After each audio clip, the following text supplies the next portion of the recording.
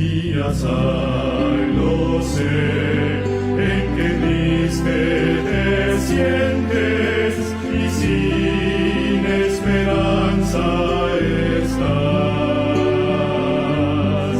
Pero existe un Dios que promete ayudarte y fuerzas tu alma tendrá. Nunca te rindas, Cristo ya viene, y su rostro pronto verás. Nunca te rindas, Cristo.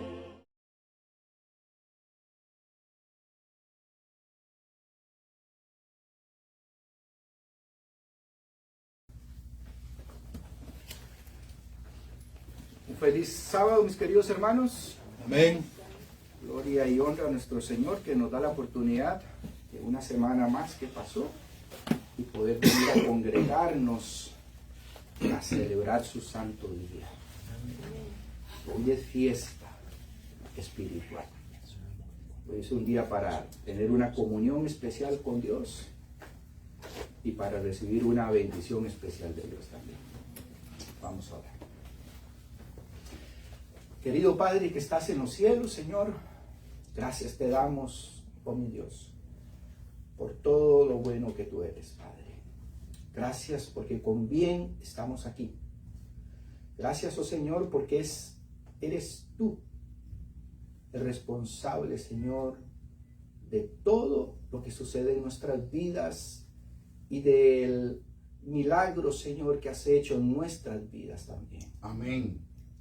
Te pedimos en esta hora, Señor, el perdón de nuestras faltas. No somos dignos, Señor, de tu perdón. No somos dignos ni siquiera de abrir tu palabra, Señor, ni leerla. Mas, sin embargo, Padre, a ti te ha placido darnos no solamente una oportunidad, sino volvernos a tomar nuevamente como hijos tuyos, Señor. En esta hora imploramos la presencia de tu Santo Espíritu que nos guíe, que nos transforme, Señor, que así como dice el himno, que nos haga renacer de nuevo, Padre. Amén. Para servirte, para escuchar tu voz, Señor, y para poder adorarte. Gracias en el nombre de Jesús. Amén. Amén.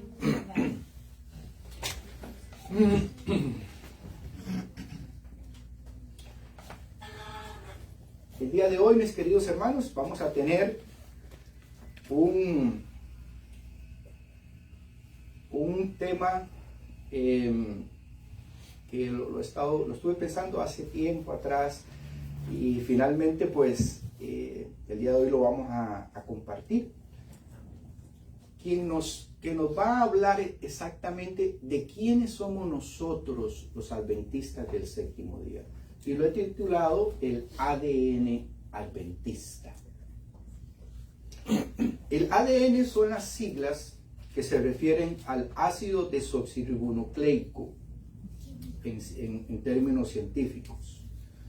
El ácido desoxirribonucleico son las proteínas más pequeñas en un ser humano que hacen una cadena que definen lo que somos. En las cadenas más pequeñas de esos ácidos hay información tan particular acerca de problemas que tenemos nosotros, acerca de lo que comemos, acerca de nuestra salud, acerca de nuestra personalidad. Todo está ahí. Y por eso es que ustedes conocen y en el mundo que se habla de ADN de las personas. Bueno, en esas cadenas de ADN ahí está toda la información, característica tras característica de lo que hace a una persona. Así que para ser claros, el adventismo desde que nació se ha basado en la Biblia y en el espíritu de profecía. Esa es la forma en que el verdadero pueblo de Dios siempre ha existido. En todo tiempo, Dios tiene un pueblo y tiene un profeta. En todo tiempo, Dios tiene un pueblo y tiene el don de la profecía en medio de su pueblo también. Amén. E inclusive, a pesar de que Elena White ya falleció, todavía continuamos con sus escritos y todavía la promesa es que el don del espíritu de profecía está vivo en nuestro tiempo también. Amén. Hasta que Cristo venga.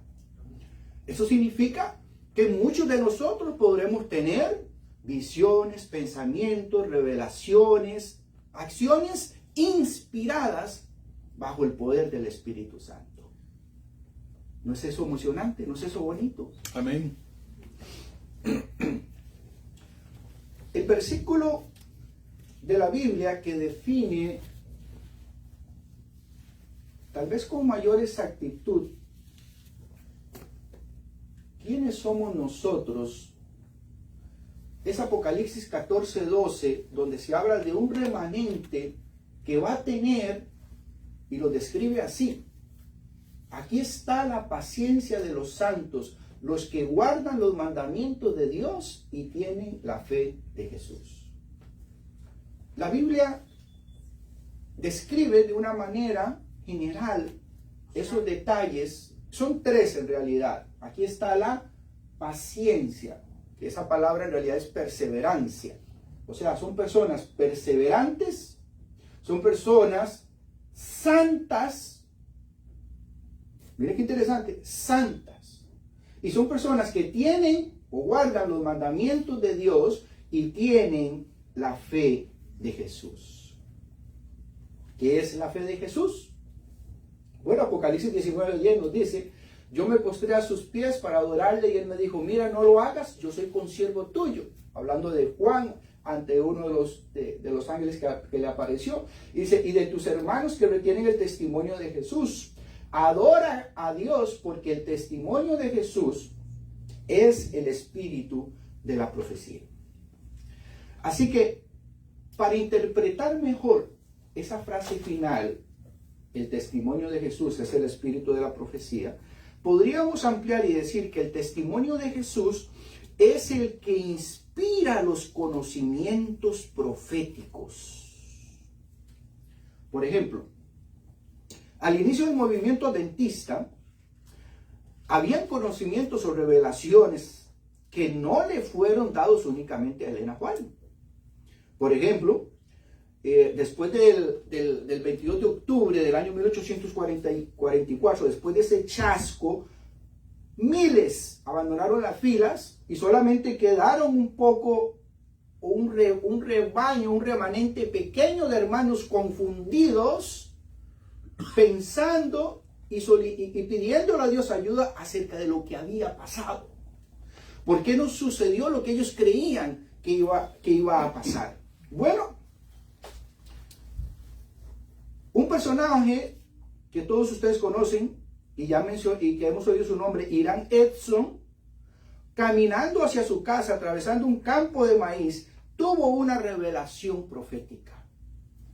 El Espíritu Santo, a través o utilizando a Hiram Edson, entendió de que el santuario estaba en el cielo y que debía ser limpiado, así como en la tierra sucedía literalmente con el santuario terrenal. Así que a Hiram Edson se le reveló a través del espíritu de profecía, a través del don profético, lo que estaba sucediendo o qué fue lo que sucedió en ese año 1844. José Bates recibió también una revelación profética. Y al llegar a una de las aldeas, donde uno de los hermanos le preguntó y le dijo: José Bates, ¿qué de nuevo nos cuentas? Y le dice él: les puedo decir que el sábado es el día del Señor. No fue Elena White, fue José Bates. He entendido que el sábado es el día del Señor, dijo José Bates. Nuevamente el Espíritu Santo utilizó uno de los pioneros para revelar esas grandes verdades que posteriormente fueron confirmadas por la sierva del Señor. Desde el año 1888 hasta el año 1895, John C. Waggoner, estos dos jóvenes predicadores, recibieron conocimientos proféticos acerca de la verdad de la justificación por la fe, acerca de los 144,000, esa última generación que iba a ver a Jesús sin ver la muerte y que iban a poder desarrollar un carácter semejante al de Cristo.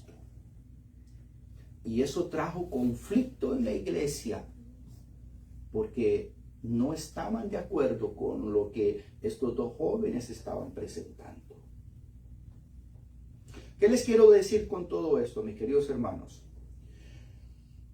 Que todavía hoy en día, así como estos hombres, como estas mujeres fueron utilizados, Dios está dispuesto a utilizarnos y revelarnos las cosas necesarias para nuestro tiempo. Ellen White escribió que todavía aún en este tiempo nosotros estamos cometiendo errores que necesitamos corregir. Y el Espíritu Santo nos va a ir llevando, como dice la palabra, de gloria en gloria. De gloria en gloria. Porque lo que nos hace a nosotros, no solamente cristianos, sino adventistas del séptimo día, es una experiencia y un conocimiento diferente que no lo tiene el mundo. El Jesús que nosotros conocemos no es el mismo que conoce el mundo. Es un Jesús diferente. Y eso es lo que queremos entender el día de hoy. ¿Qué es lo que nos hace a nosotros únicos dentro del plan de Dios para ser adventistas del séptimo día? Porque así como un examen de ADN no miente, también cuando Dios nos examine y veamos quiénes somos nosotros, tampoco va a mentir. Nuestro examen de ADN espiritual tiene que ser legítimo, que corresponda a un adventista del séptimo día. Un chimpancé, por más que quiera ser humano, jamás en un examen de ADN va a salir que es un ser humano. Es un chimpancé y siempre seguirá siendo un chimpancé en cualquier examen de ADN. Así que inclusive el concepto de Jesús que nosotros compartimos en ciertos aspectos con todo el mundo es diferente.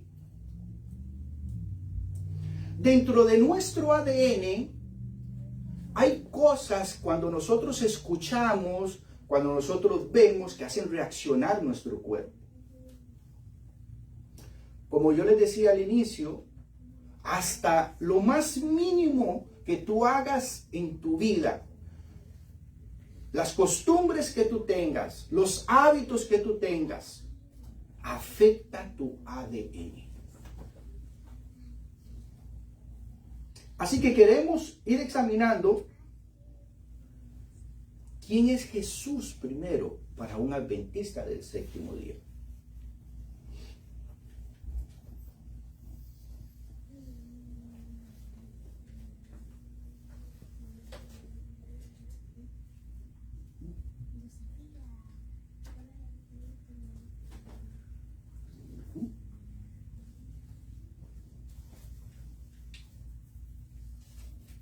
Vamos a ver si nos pasa la... Aquí está. Vamos a leer 9 beneficios adquiridos con la vida perfecta y muerte de Cristo. Para que ustedes vayan mirando el panorama de quién es realmente Jesús para un adventista del séptimo día.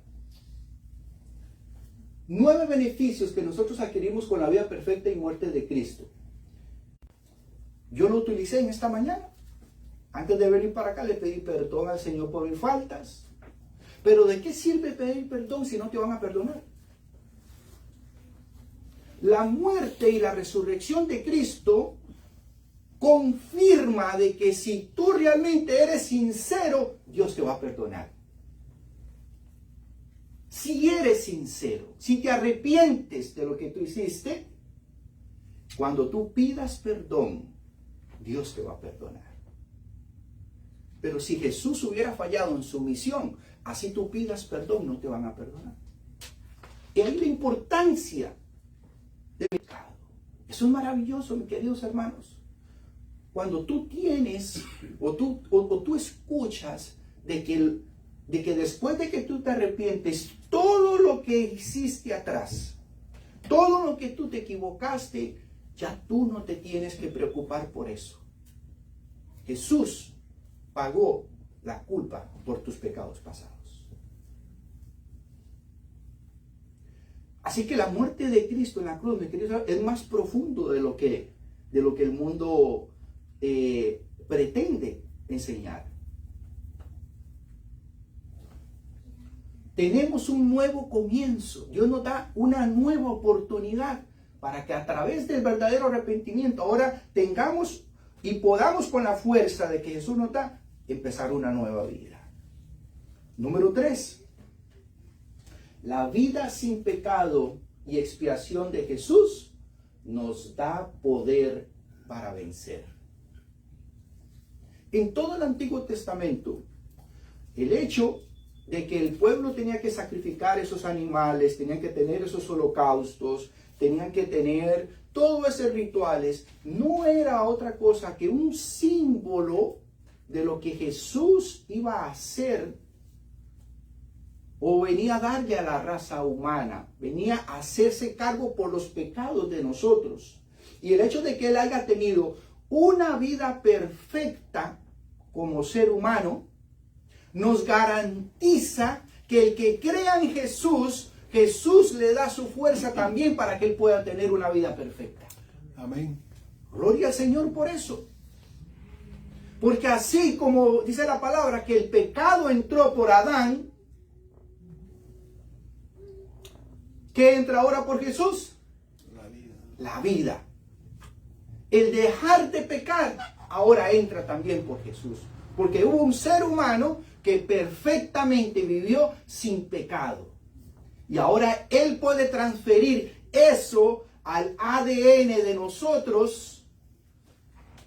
Nuestro ADN puede adquirir ahora esa capacidad para ser tolerantes y para tener dominio propio a través de la fuerza que nos da Cristo Jesús. Impresionante. La muerte de Cristo tiene tantos beneficios que nosotros no nos damos cuenta. Lo damos por sentado. Punto número 4. La muerte de Jesús decidió la batalla de todo el universo. No había más peligro para todos los demás mundos. Ese viernes que murió Jesús, hubo fiesta en todo el universo. Jamás Satanás podía volver a salir de este planeta. Su destino quedó sellado aquí. Y todos los demás universos quedaban libres de tener la posibilidad de cometer lo mismo que sucedió en la tierra. El pecado ya no era una opción para los demás mundos. Estaban sellados libres del enemigo. Punto número 5. La muerte y expiación de Cristo asegura la existencia de la última generación, los 144,000, quienes vencerán el pecado y vivirán así antes de que Cristo venga. ¿De qué sirve una promesa si el que tenía que cumplir para que esa promesa se cumpliera hubiera fallado? ¿De qué hubiera servido todo el Antiguo Testamento si Jesucristo falla en su ministerio? ¿De qué hubiera servido todos esos 1500 años donde los israelitas sacrificaban animales si Jesús al final hubiera pecado y no hubiera podido morir por nosotros? De nada hubiera servido. El hecho de que se haya escrito en la palabra de Dios de que va a haber una generación final que va a vencer el pecado es gracias a los méritos de Cristo porque Él vivió una vida sin pecado y Él puede transferir eso a los que crean en Él. Amén. Increíble. Lo leemos y lo damos por sentado. Por eso la palabra dice que lo espiritual tenemos que discernirlo espiritualmente. Porque lo que para este tiempo tenemos nosotros que fue escrito fue gracias a que Cristo cumplió la parte que Él tenía que hacer para que nosotros recibiéramos hoy en día no solo el poder, el conocimiento de estas cosas. Punto número 6.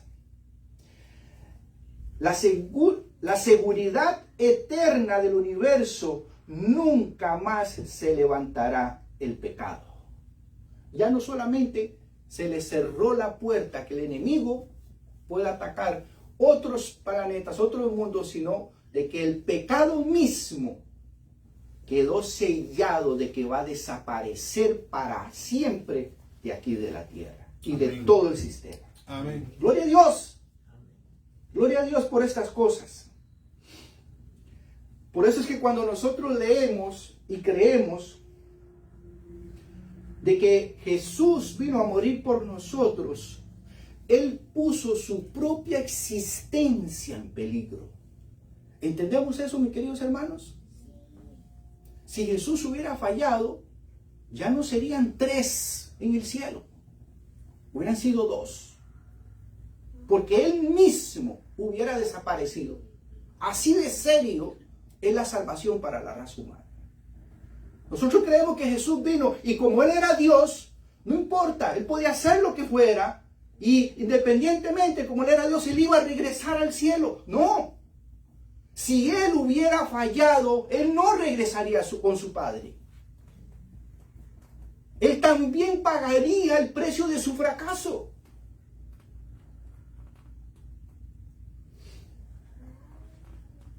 Punto número 7. La muerte y resurrección de Cristo hace posible que esperemos su segunda venida. ¿De qué sirve una promesa de que Él iba a regresar si Él hubiera fallado? Si Él no hubiera cumplido su misión. La promesa es fiel porque Jesús fue fiel. Amén. Y la promesa se cumplirá. Punto número 8.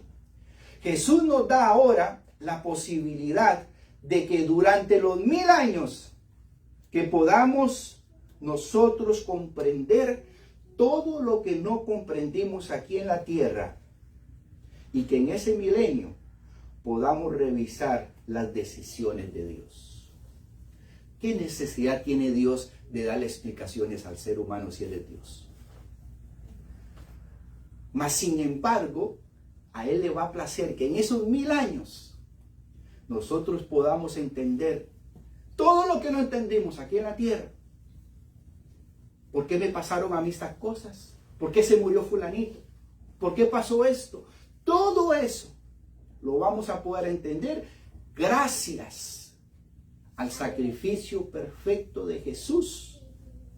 Tenemos acceso nosotros ahora a las explicaciones del Padre. Amén. Bendito sea Dios. Mis hermanos, esto no lo entiende el mundo protestante. Estos son conocimientos adventistas. Esto es lo que nos hace a nosotros ser diferente del mundo. Ser diferente inclusive de los otros cristianos. Es esto que nos hace a nosotros únicos para la labor que Dios nos ha escogido a nosotros. Porque al que mucho se le dio, mucho se le va a pedir también. Podremos comprender durante esos 1000 años todas las cosas que nos dejaron perplejas aquí en la tierra. Todas. ¿No es maravilloso que el mismo Dios contestará aquellas cosas con las cuales nosotros queramos entender? ¿Mm? No es maravilloso, no es un ángel, mis hermanos. No es Moisés que va a estar ahí al lado de nosotros, no. Es el mismo Dios que nos va a mostrar qué fue lo que no entendimos. Para asegurarse de que Dios no se equivoca. Y que lo que Él escogió para ti, miren, yo quiero que ustedes vean lo fino que es esto. Dios nos tiene que probar a nosotros que las decisiones que Él tomó fueron las mejores para nosotros y que nosotros mismos las hubiéramos tomado si tuviéramos el conocimiento de Él. ¿Se dan cuenta? No habrá una sola decisión en la cual tú le vas a poder decir a Dios, pero yo hubiera deseado otra cosa. Entonces Dios se equivocó. Dios es perfecto y Él durante 1000 años va a demostrarle a la raza humana cuán perfectas fueron sus decisiones. Punto número 9. Gracias a la victoria de nuestro Señor Jesucristo, tendremos una tierra nueva permanente por toda la eternidad. Amén. Wow. Cuántos beneficios a través de la obra, de la vida y de la muerte y la expiación de nuestro Señor Jesucristo. Mis hermanos, lo que ha hecho diferente siempre al verdadero pueblo de Dios es la voz profética de Dios en su pueblo. ¿De qué sirve que un pueblo diga que cree en Dios, sostenga que crea en Dios, guarde tradiciones, pero que no tenga esa voz profética que lo guíe? Ustedes pueden leer en la Biblia los relatos bíblicos y pueden ir después al espíritu de profecía para que vean con qué magnitud y con cuánta belleza se amplían las narraciones y los conocimientos para que nosotros mismos lleguemos a la conclusión, esa es la voz de Dios que está hablando. Y eso les pasó a los discípulos. Después de 3 años y medio de estar con Jesús, ya no eran ellos. Dice que ahora parecía que era Jesús que hablaba a través de ellos. Ellos aprendieron a hablar como Jesús. Dejaron de ser pescadores, dejaron de ser hombres del vulgo y ahora empezaron. Eso fue lo que le dijeron a Pedro cuando Jesús le dijo, mira, 3 veces me vas a negar. Uno de los testigos dijo, mira, pero tú hablas como Él. Y no puedes negarlo. Tú hablas como Él. Porque sin querer, Pedro fue transformado a la imagen y semejanza de Jesús. Y eso es lo que tiene que suceder con cada uno de nosotros. Quiero leerles una breve descripción que ella hace acerca de la resurrección de Cristo en Primeros Escritos, página 181. Y quiero que ustedes, son 3 párrafos, quiero que ustedes pongan atención en su mente acerca de la descripción, acerca de las palabras que ella utiliza, acerca de cómo la escena se describe. Elena White, mis queridos hermanos, fue trasladada y ella vio en persona. No fue el ángel que le contó, no. Ella misma fue llevada en persona y ella vio la escena de la resurrección de Cristo.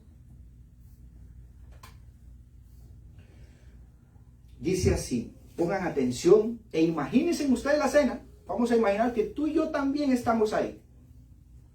Dice, los discípulos descansaron el sábado, afligidos por la muerte de su Señor. Mientras Jesús, el Rey de Gloria, yacía en el sepulcro, al caer la noche, se apostaron soldados para custodiar el lugar de descanso del Salvador. Mientras ángeles invisibles sobrevolaban el lugar sagrado, la noche transcurrió lentamente y aún en la oscuridad, los ángeles que velaban sabían que se acercaba el momento de la liberación del amado Hijo de Dios. Su querido comandante, mientras esperaban con profunda emoción la hora de su triunfo, un poderoso ángel descendió velozmente del cielo. Su rostro era como un relámpago y sus vestiduras blancas como la nieve. Su luz disipó la oscuridad y a su paso hizo que los ángeles malignos que habían reclamado triunfalmente el cuerpo de Jesús huyeran aterrorizados ante su brillo y su gloria. Uno de los ángeles que habían presenciado la humillación de Cristo y que custodiaba su sepulcro se unió al ángel del cielo y juntos descendieron al sepulcro. La tierra tembló, se estremeció al acercarse y hubo un gran terremoto. El terror se apoderó de la guardia romana. ¿Dónde estaba ahora su poder para custodiar el cuerpo de Jesús? No pensaron en su deber ni en la posibilidad de que los discípulos se lo robaran. Al brillar la luz de los ángeles a su alrededor, más brillante que el sol, la guardia romana cayó al suelo como si estuvieran muertos. Uno de los ángeles tomó la gran piedra y la apartó de la entrada del sepulcro y se sentó sobre ella. Y el otro entró a la tumba y desató el sudario de la cabeza de Jesús. Entonces el ángel del cielo, con una voz que hizo temblar la tierra, exclamó: Hijo de Dios, tu Padre te llama, sal de ahí. La muerte ya no podía ejercer dominio sobre él. Jesús resucitó de entre los muertos como un conquistador triunfante. Con solemne asombro, la hueste angelical contempló la escena. Y cuando Jesús salió del sepulcro, aquellos ángeles resplandecientes se postraron en la tierra en adoración y lo aclamaron con cánticos de victoria y de triunfo. Los ángeles de Satanás se vieron obligados a huir ante la luz brillante y penetrante de los ángeles celestiales. Y se quejaron amargamente ante su rey de que les habían arrebatado violentamente a su presa y de que aquel a quien tanto odiaban había resucitado de entre los muertos.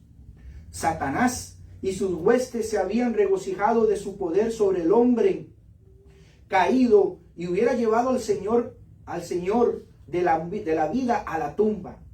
Pero su triunfo infernal duró poco, porque cuando Jesús salió de su prisión como un conquistador majestuoso, Satanás supo que después de un tiempo él mismo moriría y que su reino pasaría a aquel a quien le pertenecía por derecho.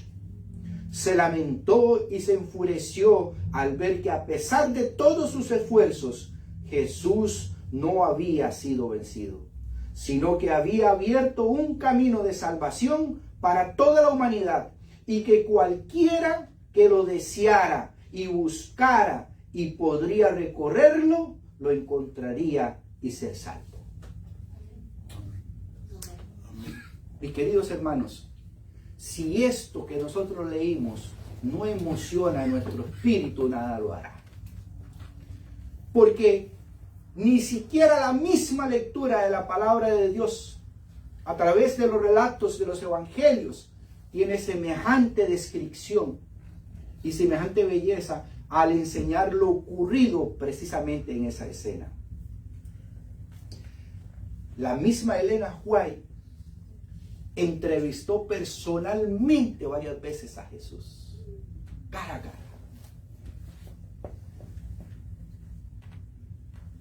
Primeros Escritos, página 77, dice: a menudo he visto al amado Jesús.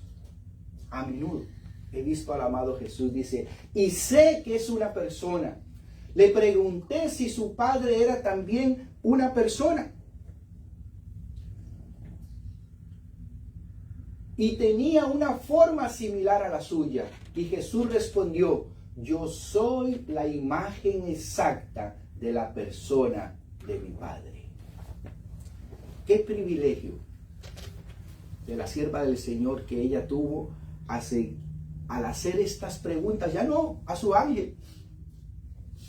A Elena White pudo ser trasladada, y vamos a verlo, hasta el mismo cielo donde se realizó el plan de la redención. Acordémonos que ni siquiera a Lucifer se le permitió estar cuando se elaboró el plan de la redención, el plan de la creación de la raza humana. Ella estuvo presente ahí por medio de una visión. Dice el libro Primeros Escritos, página 126. Entonces vi al amado Jesús y contemplé su rostro con una expresión de compasión y tristeza. Pronto lo vi acercarse a la luz sumamente brillante que envolvía a su padre. Mi ángel acompañante dijo: está conversando íntimamente con su padre. La ansiedad de los ángeles parecía intensa mientras Jesús se comunicaba con su padre. 3 veces fue envuelto por la gloriosa luz que rodeaba al Padre. Y la tercera vez que salió de la presencia del Padre, pudimos ver su persona. Su rostro estaba sereno, libre de toda perplejidad y aflicción, y resplandecía con una belleza indescriptible. Entonces dio a conocer al coro angélico que se había abierto un camino de salvación para la humanidad, aquella que se había perdido, que había intercedido ante su Padre y había obtenido permiso para dar su propia vida como rescate por la raza humana, para cargar con sus pecados y tomar sobre sí la sentencia de la muerte, abriendo así un camino para que por los méritos de su sangre pudieran encontrar perdón por sus transgresiones pasadas y mediante la obediencia ser restaurados al jardín del que habían sido ellos expulsados. Qué privilegio el de nosotros poder leer estas cosas y tener la seguridad de lo que Dios está haciendo por cada uno de nosotros, mis queridos hermanos. En el mundo tiene muchos dioses. El mundo adora muchos dioses. Pero solo el verdadero Dios le ha placido darle seguridad a su pueblo acerca de las cosas que suceden. Solo el verdadero Dios le ha placido darnos a nosotros el conocimiento para no ser engañados, para que el que lo busque lo encuentre, como dice su palabra. La misma Elena White miró muchas veces a Jesús vestido como un sumo sacerdote acerca de la labor que él estaba utilizando o haciendo en el cielo. El hecho de que Jesús haya triunfado en la cruz, mis queridos hermanos, le da derecho a tener vestiduras sacerdotales. Si Jesús hubiera fracasado, nunca se hubiera podido poner, ni existiera para ponerse vestiduras sacerdotales. Todo el ministerio de Jesús, mis queridos hermanos, es un ministerio de triunfos. Todo lo que Él está haciendo por nosotros es gracias al triunfo que Él ha tenido en su vida y al ministerio que Él ha hecho aquí en la tierra. Dice ella en Primeros Escritos, también página 38. Vi a 4 ángeles, y ponga atención para que usted vea. Esta es la escena de Apocalipsis 7, cuando dice que 4 ángeles sostienen los vientos que vienen a desatarse sobre la tierra. Pero nótese cómo se le mostró a ella cómo los méritos de Jesús es lo que hace que la ira de Dios no sea soltada para destruir al remanente. Dice ella, había 4 ángeles que tenían una obra que realizar en la tierra y dirigían a cumplirla. Jesús vestía ropas sacerdotales. Contempló con compasión al remanente y luego levantó las manos y con voz de profunda compasión exclamó: mi sangre, Padre, mi sangre, mi sangre, mi sangre. Jesús mismo, mis queridos hermanos, le acuerda a su Padre que la sangre de Él fue dada por cada uno de nosotros para que vivamos, para que la ira de Dios no sea soltada todavía en la tierra. Entonces vi una luz sumamente brillante que provenía de Dios, quien estaba sentado en el gran trono blanco y que se extendía por todas partes alrededor de Jesús.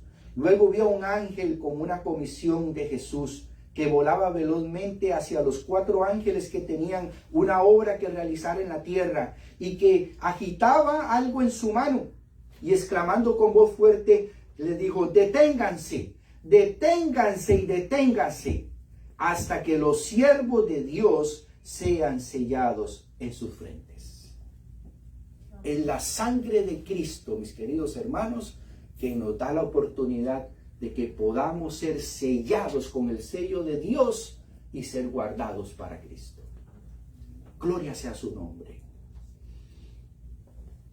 En el mundo particular, me imagino que muchos de ustedes han escuchado tal vez una canción, es en inglés, que se llama Mary, Did You Know?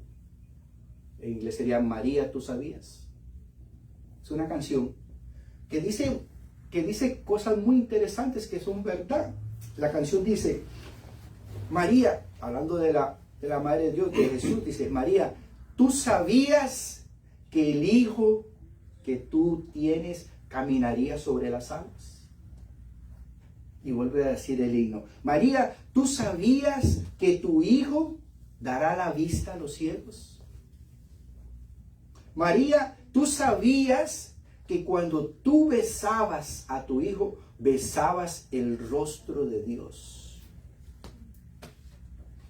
Y finalmente dice, María, ¿tú sabías que el niño que duerme en tus brazos es el gran yo soy? Amén. ¡Qué privilegio!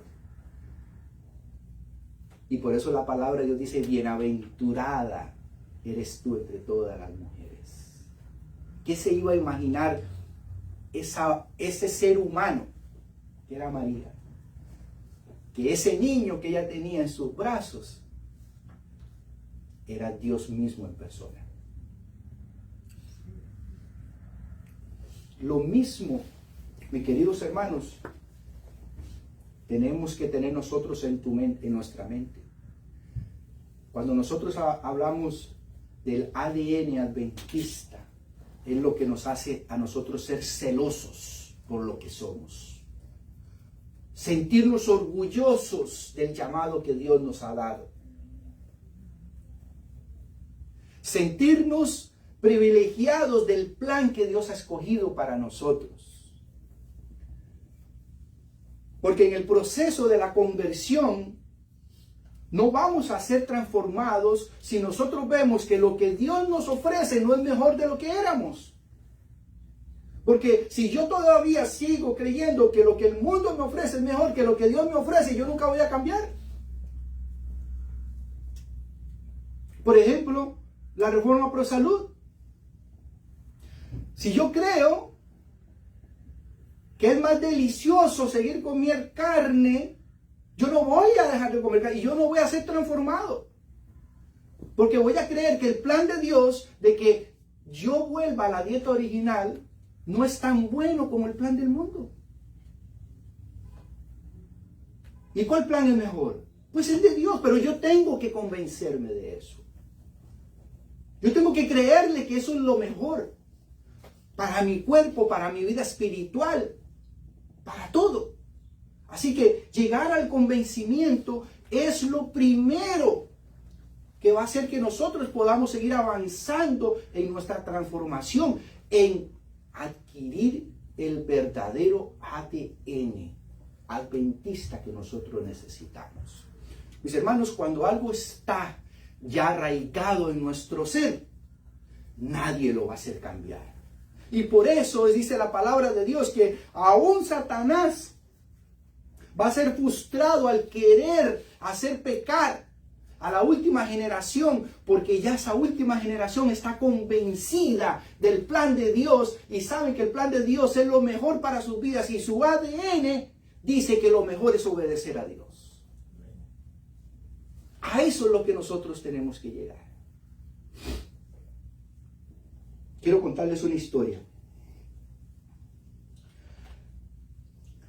Después de la Segunda Guerra Mundial, en el año 1945, más o menos en mayo del año 1945, donde ya se acabó la Segunda Guerra Mundial.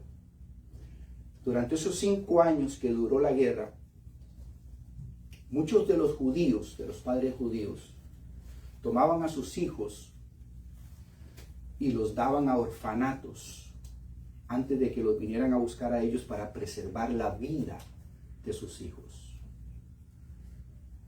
Entonces en Polonia, en muchos de los orfanatos, daban a sus hijos porque sabían que los nazis venían a buscarlos y se los iban a llevar, los iban a matar. Ellos preferían salvar a sus hijos dándolo a los orfanatorios.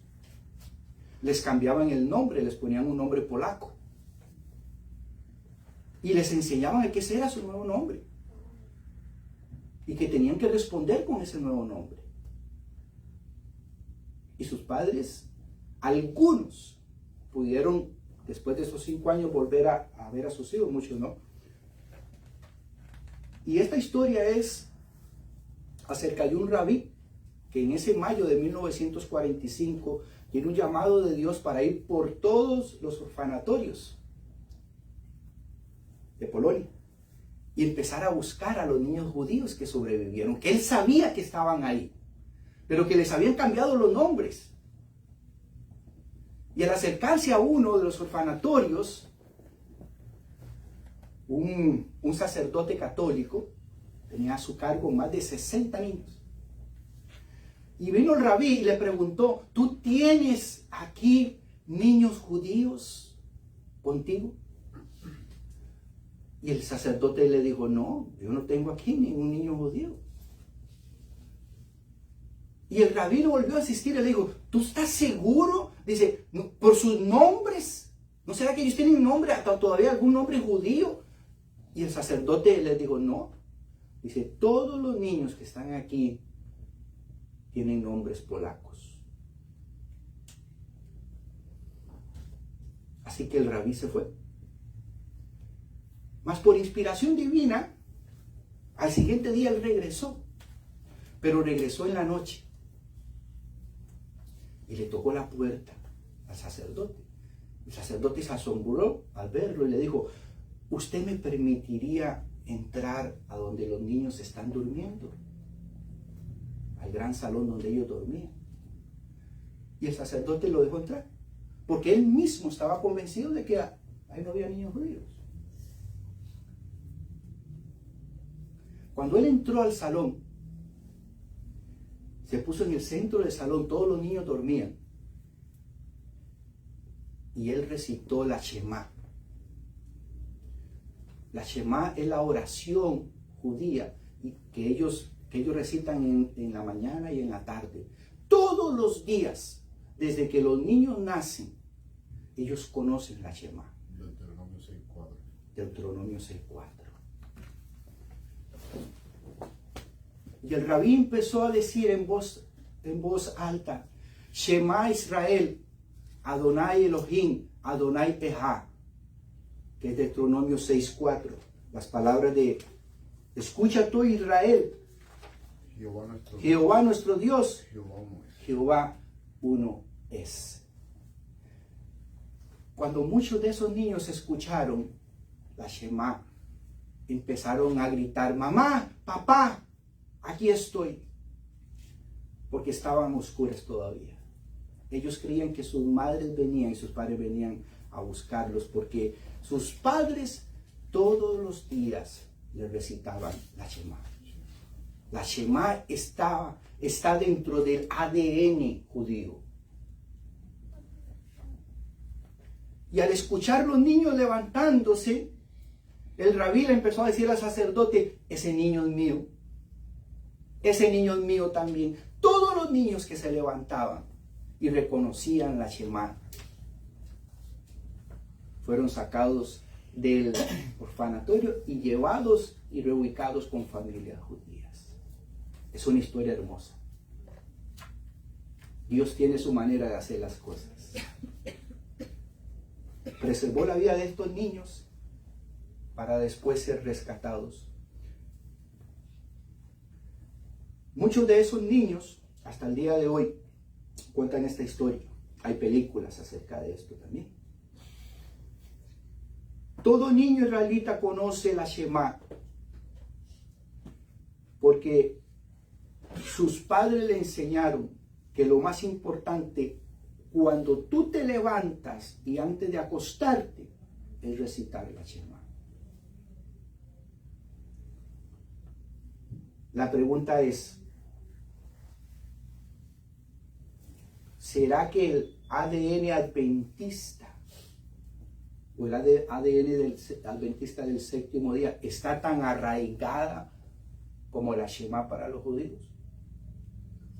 ¿Será que si un adventista del séptimo día entra a un orfanatorio de estos y él empieza a leer el mensaje de los tres ángeles, habrán niños que responden porque sus padres todos los días le leyeron el mensaje de los tres ángeles, que es el llamado a nosotros? ¿Será que esos niños también reconocen, como los judíos reconocen el llamado que Dios les ha dado? Nosotros mismos, como pueblo, hemos descuidado precisamente ese llamado, esa misión que el Señor nos ha dado. Ni siquiera hoy en día la gran mayoría de adventistas se sabe o conoce el mensaje de los tres ángeles. A duras penas conocemos Éxodo 28 acerca del llamado a guardar el sábado. Pero qué diferente sería que todas nuestras familias estuvieran acostumbradas a todos los días leer el mensaje de los tres ángeles. Vi volar por en medio del cielo otro ángel que tenía el evangelio eterno, dice, para predicarlo a los moradores de la tierra, a toda nación, tribu, lengua y pueblo, diciendo a gran voz: temer a Dios y darle gloria, porque la hora de su juicio ha llegado, y adorar a aquel que hizo el cielo, la tierra, el mar y las fuentes de las aguas. Otro ángel le siguió diciendo: ha caído Babilonia, la gran ciudad, porque ha hecho beber a todas las naciones del vino del furor de su fornicación. El tercer ángel lo siguió diciendo a gran voz: si alguno adora a la bestia y a su imagen, recibe la marca en su frente o en su mano, él también beberá del vino de la ira de Dios, que ha sido vaciado puro en el cáliz de su ira. Y será atormentado con fuego y azufre delante de los santos ángeles y del Cordero. Y el humo de su tormento sube por los siglos de los siglos. Y no tienen reposo de día ni de noche aquellos que adoran a la bestia y a su imagen, ni aquel que reciba la marca de su nombre. Aquí está la paciencia de los santos, los que guardan los mandamientos de Dios y la fe de Jesús. Como yo les decía al inicio, mis queridos hermanos, todavía hoy en día cometemos muchos errores. Y uno de los grandes errores que seguimos cometiendo es olvidar el llamado que Dios nos ha hecho a nosotros. Esta es la razón de existir del adventista del séptimo día, el mensaje de los tres ángeles. Si hay algo que nos debiéramos saber de la Biblia, es Apocalipsis 14, del 6 al 12. Eso debería estar en nuestro ADN. Que cuando alguien lo leyera, inmediatamente nosotros empezáramos a repetirlo. Y que eso dice el estudio, que cuando un judío escucha la Shema, los latidos de su corazón se aceleran, se emocionan. Eso mismo deberíamos sentir nosotros al escuchar el mensaje de los tres ángeles. Amén. Empecemos a leerlo, mis queridos hermanos, en nuestros hogares, en la mañana y en la tarde, en la mañana y en la noche. Repitámoslos. Y yo les aseguro a ustedes que el Señor empezará a hacer también la obra de Él. Pero cuando nosotros descuidamos la parte que nos corresponde, a veces le pedimos a Dios que haga la nuestra.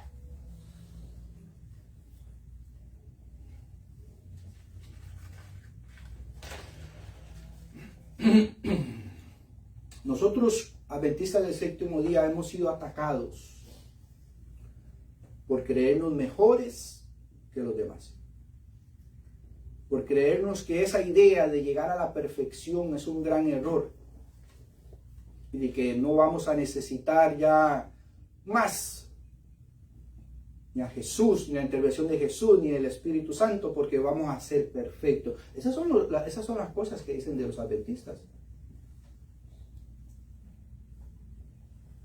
Así que vamos a repasar 4 puntos importantes. Hay varias cosas que Elena White no dice después del cierre de la gracia. Número 1.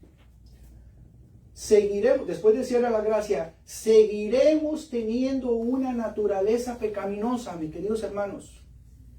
Y este punto es importante, porque el hecho de que la palabra de Dios nos asegura que vamos a vencer el pecado, no quiere decir que nuestra naturaleza pecaminosa va a cambiar mágicamente, no. Todavía tendremos nuestra naturaleza pecaminosa, pero aprenderemos a vencer el pecado en nuestra naturaleza. Amén. Esa es el fracaso de Satanás. Porque él dice que en nuestra naturaleza no podemos. Y esta generación demostrará que sí, que aunque tenemos el mismo deseo de pecar del mundo, tenemos la misma naturaleza porque somos idénticos al mundo en ese aspecto, a través de la fuerza y los méritos de Cristo, hemos aprendido a dominar nuestro cuerpo y nuestros pensamientos. Ese es el fracaso de Satanás.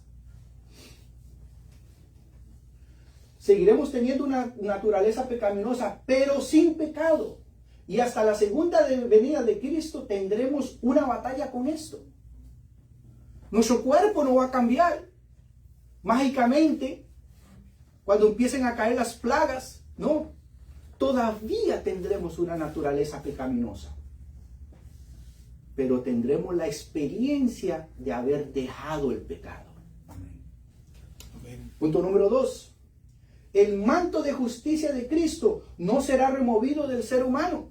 Siempre necesitaremos el manto de justicia de Cristo.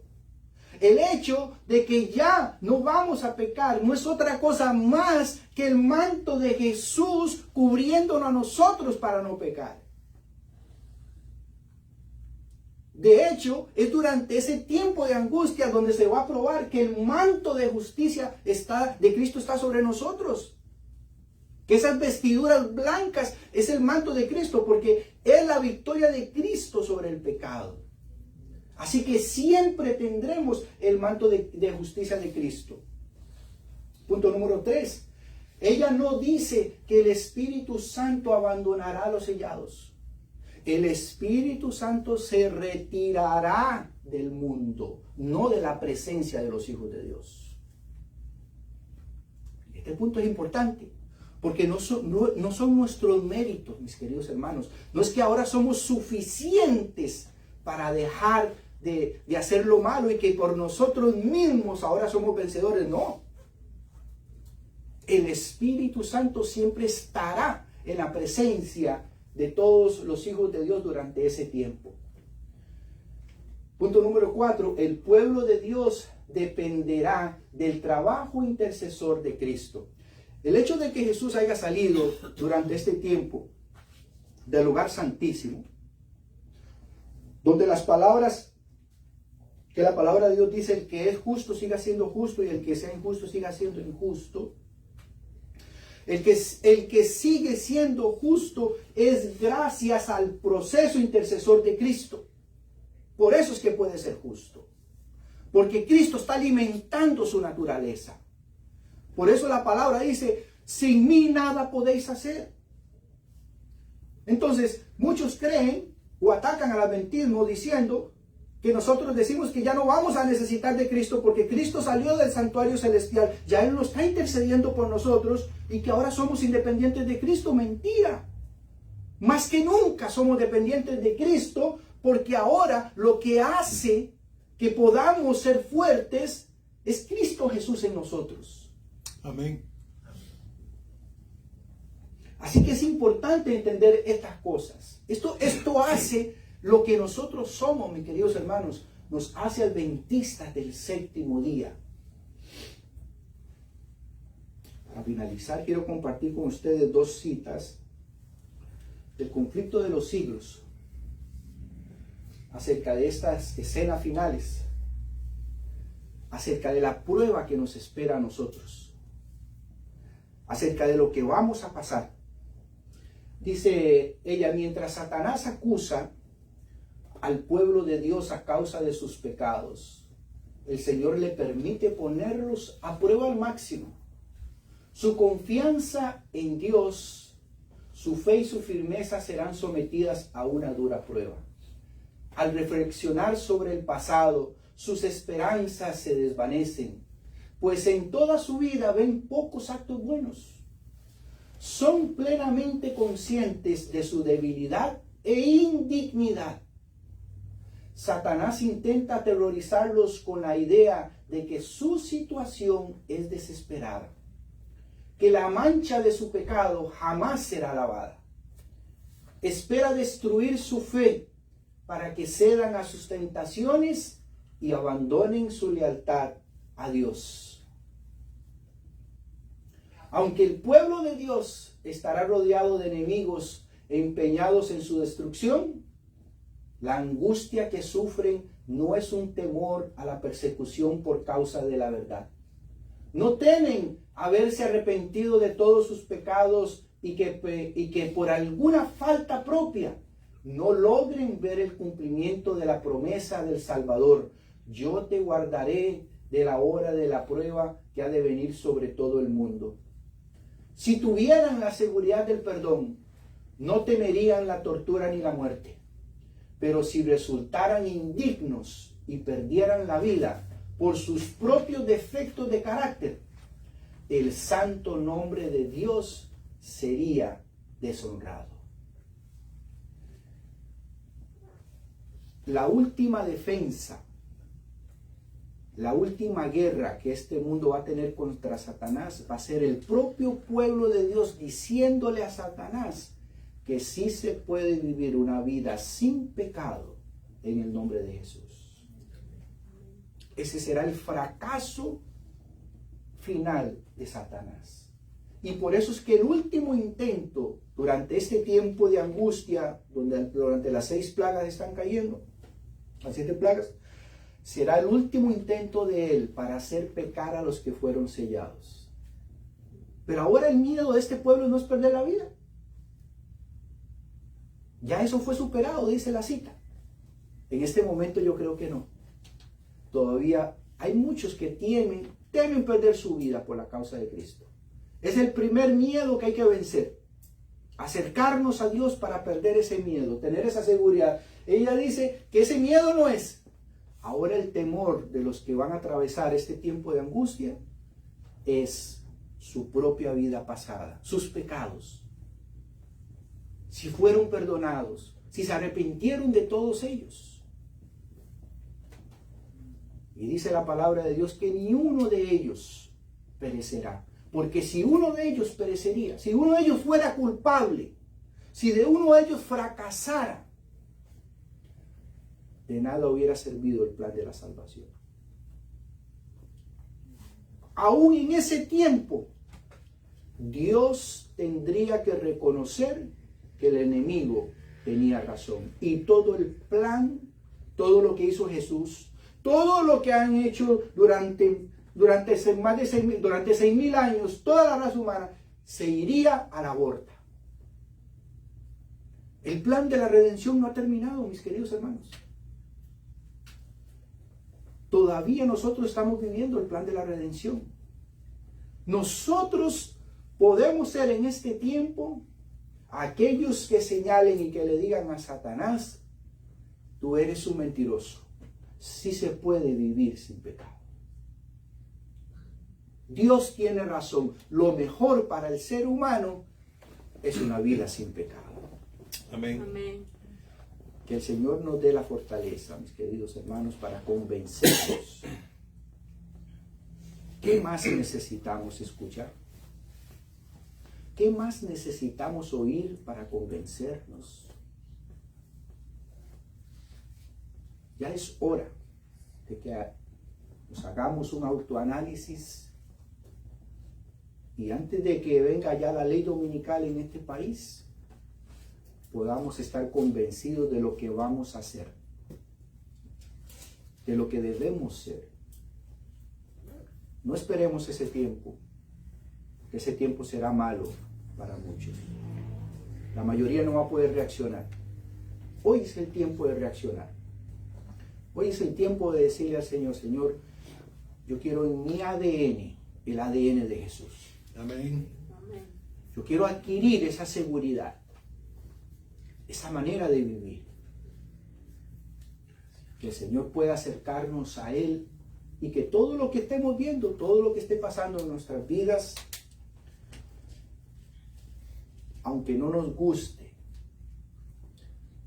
como dice el apóstol, podamos decir, todas las cosas son para bien para aquellos que aman a Jesús. Aprendamos a vivir por fe con acción de gracias, dice el apóstol, dando gracias en todo. Cuando nosotros aprendemos a dar gracias en todo, mis hermanos, ¿usted sabe qué? Se nos olvida quejarnos ya. Se nos olvida. Porque ahora lo que queremos es estar dando gracias. Aprendamos, cambiemos. Y como decíamos en la mañana, el pastor decía, a veces nuestra vida no avanza porque no practicamos la luz que ya recibimos. Entonces, ¿cómo Dios nos va a dar más luz? Dios quiere darnos más luz, pero primero tenemos que caminar en la luz que ya tenemos.